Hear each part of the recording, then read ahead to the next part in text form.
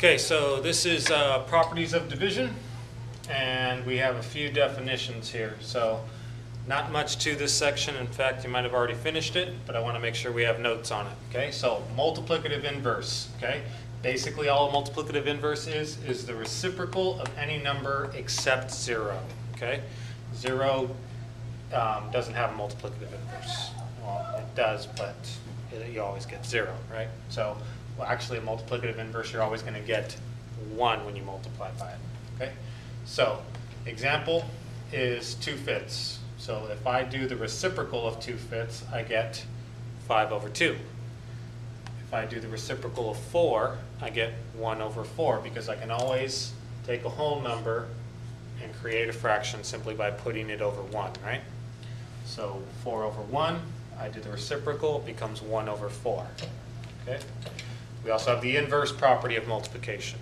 Okay. And this says by multiplying any number by its multiplicative inverse, we always get, or we always will always equal 1. Okay. So again, if we multiply by the multiplicative inverse, and we said the multiplicative inverse is basically the reciprocal, right? We will always get 1. So you can see by my examples here, 2/5, its multiplicative inverse is 5/2. If I multiply across, I get 10. And on the bottom, I get 10. So 10/10, I get 1, right? And that's what we're saying, is the inverse property, we will always get 1. And the same here. 4 is the same as 4/1. Its multiplicative inverse is 1/4. If we multiply those across, we get 4/4. 4/4 is the same as 1. Okay. We also have this division rule. And the division rule says to divide by any number is the same as multiplying by its inverse. Okay. So this is why when we do PEMDAS, why multiplication and division can be done at the exact same time, because it's actually the same operation. Okay. Dividing is the same as multiplying. We're just multiplying by its inverse. Okay. So 6 divided by 2 is the same as 6 times 1/2. And again, we can always make a whole number into a fraction by just simply putting it over 1, in which case we get 6/2, and that's the same as 3. Okay, so this is the multiplicative inverse. Sorry, this is the division rule. But with the division rule, we can always change division into multiplication. Okay? And usually when you do that, it makes things a little bit easier. So let's take a look at some examples. Example 1, we have find the multiplicative inverse. So 10, all I have to do is do the what? The reciprocal, right? So if this is a whole number, I can always put it over 1. I know that my multiplicative inverse is going to be that flipped. So it's 1/10. Okay? 3/4. Well, that's even easier, right? 3/4. All I have to do is take it and flip it upside down. And this was supposed to be 1 3/2. Okay? If we want to find the multiplicative inverse of that, we got to think a little bit harder, because what I need to do is I need to convert this first into an improper fraction. So if I make this an improper fraction, I'm going to get 1 times 2 plus 3, I get 5/2. And then its multiplicative inverse is going to be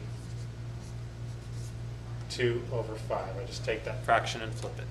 Okay? So example number 2, divide by real numbers. So negative 15 divided by 3, we should be able to do that, but just in case, we can always flip it, right? We can make it negative 15 times 1/3. And if I want to do that, I should make that a fraction as well. So if I do this across, I get negative 15/3. Well, that just equals -5, right? So these are the exact same thing. B, 3/2 divided by 5/3. Now it starts looking really confusing, but again, we can always use this property where we can turn the division into multiplication.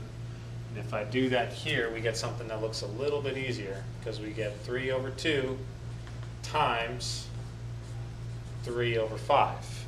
And we all know how to multiply fractions. That's real simple. We just multiply straight across, right? So 3 times 3, we get 9. 2 times 5, we get 10. And there's our answer. A lot easier than trying to actually do this division, okay? We don't need calculators. We can always just turn that division into multiplication.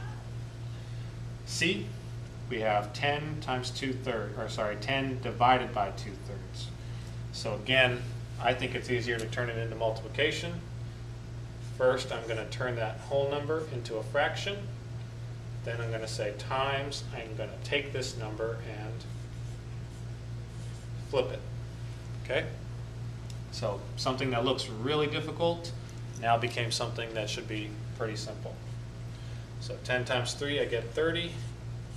1 times 2, I get 2. 30 divided by 2, well, that's easy. That's 15. Okay? So math actually isn't that bad, especially when we know that division and multiplication are actually the exact same thing. We just have to know our actual times tables and know how to use them properly, and we can get the answer to some pretty difficult problems that might trip you up pretty quickly. Okay? So this has been properties of division.